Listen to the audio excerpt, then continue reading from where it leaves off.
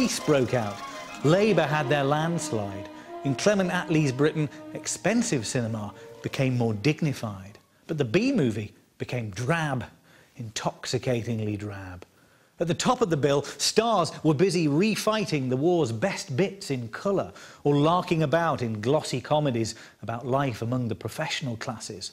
But at the bottom of the bill, such illusions were unaffordable.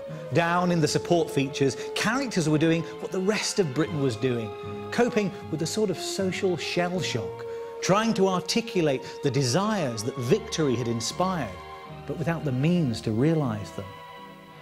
You can read all this in the dreary topography of the immediate post-war British B-movie, the nondescript streets, the suburban garages, the almost painfully bland locations. This is the real post-war Britain, the Britain my parents grew up in. And looking at these locations now gives me a kind of melancholy pleasure. I think they present an alternative version of British society, whereas in, say, mainstream 50s British cinema, you get either the harking back to the war, or you get the colour comedies, things like Doctor in the House and Genevieve.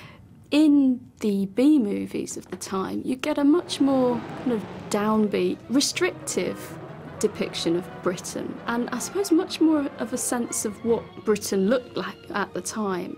And because of that, these B-movies are a rich document of Britain during the Marshall Plan years, a time when the country was bankrupt and trying to spend its way out of poverty.